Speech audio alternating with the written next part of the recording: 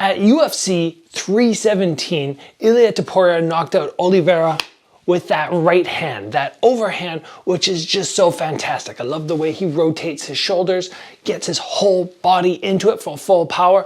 But I think what was missed is the fact that he threw his jab 5 different ways in 20 seconds right before knocking Oliveira out. Today I want to go through these 5 different methods of using what is considered the most effective punch, the most dangerous punch in boxing or fight sports. If you have been enjoying the content that I bring you on this channel, you have to check out my Strike Ready courses. That is where your skill level in striking, your knowledge of striking, in particular defense, is just going to skyrocket. And right now we have a July 4th sale underway. My offense course and my defense course, both normally $300 for the 2, down to just $99. Jump on it before this deal is gone, link down in the description. Now let's get back to talking about this jab from Ilia Topuria. He is rapidly becoming the star of the UFC. Probably right now should be pound for pound best.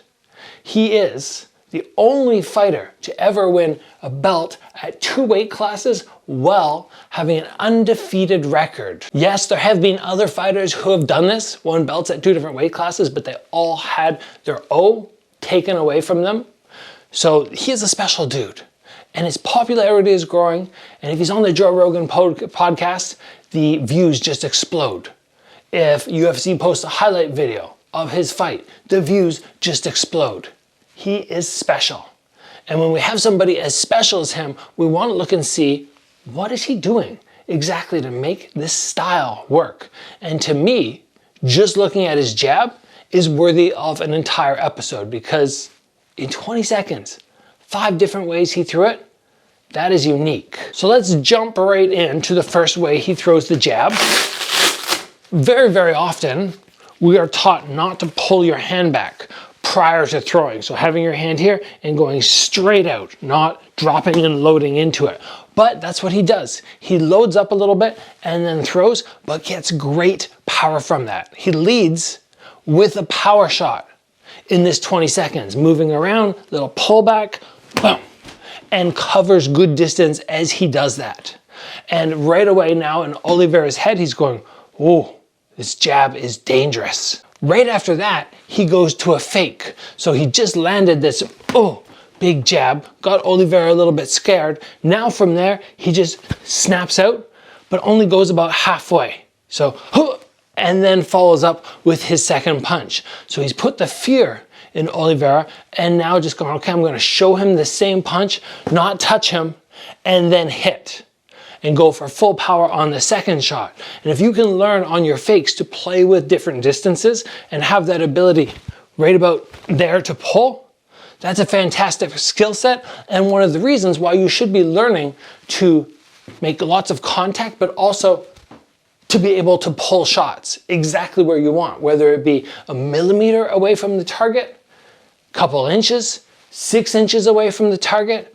You want to be able to know exactly how to pull and how to distance each punch. Now the next jab move that he uses is a fake, but instead of extending fully out, he just relies on his shoulder, mostly his shoulder and a little drop of the body to do the work. And now from here, he doesn't have to commit, he doesn't have to get that close, he can just stand at this range and just get that little twitch out. And then right from there, when he gets the response, because remember, he's already put in the danger shot, showed him the fake, hit him. Now he comes down and then snaps right out to the second shot. With that little bit of a level change on the fake, it's a perfect way to go down and then just up to the head. So when you're trying to utilize the fake, understanding that yes, sometimes you can be just here and show them it and just flick it in their face. Other times, sell it with your body. Get that little body drop, rotate those shoulders, and you're gonna get the same response, provided you've already intimidated them with it once or twice. Now the next thing he does, which I love, I absolutely love, is he takes this jab and he switches levels with it. Because he already went on that power shot to the head, He faked before coming to that cross, and then he faked down low before coming back up high. So he has Oliveira thinking a lot about the jab is coming at this height. And it's already scared him a couple times. So Oliveira, especially with his style and the way he throws it or holds his guard, he's very concerned with protecting his head with that high guard. So now from there, he just comes down to the body. He gives that body a nice little jab. In general, when you're trying to go down to the body, a classic mistake that many people make is they mess up their footwork and they commit their head too far forward. But you just want to keep your head above your hips, extend your stance a little bit, touch, and then move out. One. And that's all you have to do there. You keep yourself very safe during this process.